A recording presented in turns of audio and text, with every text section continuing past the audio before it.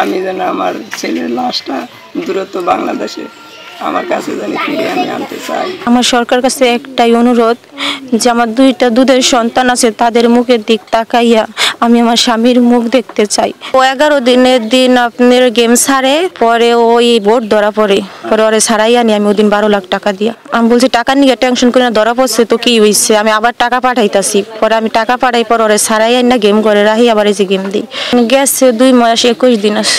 11 দিনের দিন হলো মালদা নদীতে গেছিল, ওদিকে যায় বোট ধরা পড়ে। আমি খবর পাই নাই, আমি শুনছি বোট রিসিভ হয়েছে, তারপরে সবার কাছে আমি বলছি।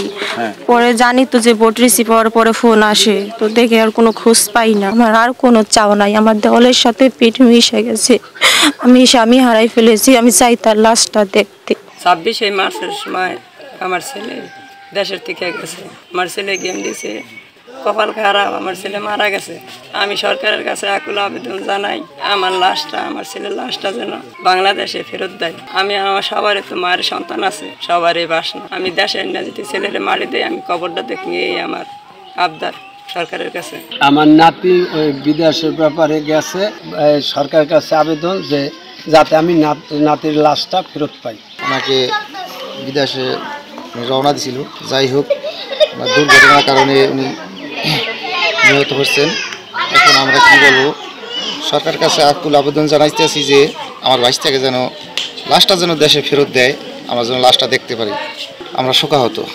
সাব্বির আকন নামে মাদারীপুর সদর উপজেলার 16 থেকে 17 বছর বয়সী যে কিশোর বয়সী যে ছেলেটি মারা গিয়েছে আর কি, আমরা বিষয়টা অবগত হয়েছি। এটা আসলে খুবই দুঃখজনক একটা ব্যাপার। এখন মৃত ব্যক্তির লাশ আপনার ফিরিয়ে আনার ব্যাপারে সংশ্লিষ্ট দূতাবাসের মাধ্যমে আমাদের যে প্রবাসী কল্যাণ ও বৈদেশিক কর্মসংস্থান মন্ত্রণালয় আছে, তাদের মাধ্যমে আসলে আপনার এই লাশ ফিরিয়ে আনার বিষয়টি ত্বরান্বিত করার সুযোগ রয়েছে। যে মৃত ব্যক্তি আপনার অবৈধ পথে বিদেশে যেতে গিয়ে যিনি মারা গিয়েছেন আর কি, তার পরিবারের কোনো আত্মীয় স্বজন যদি আপনার সংক্ষুব্ধ অভিযোগ করে থাকেন আপনার অভিবাসন আইন বা মানব পাচার আইনে ব্যবস্থা নেওয়ার জন্য, তাহলে হয়তো আমাদের সেই ক্ষেত্রে তাদেরকে সহযোগিতা করার সুযোগ রয়েছে। আর আমরা আপাত দৃষ্টিতে যে খোঁজ খবর নিয়ে যাচাই বাছাই করে দেখব, যদি পরিবারটির আপনার আর্থিক অসচ্ছলতা থাকে তাহলে তাদেরকে আপনার তাৎক্ষণিকভাবে উপজেলা প্রশাসন বা জেলা প্রশাসনের আর্থিকভাবে যদি সহযোগিতা করার সুযোগ থাকে, সেই বিষয়টিও আমরা যাচাই বাছাই করে দেখব।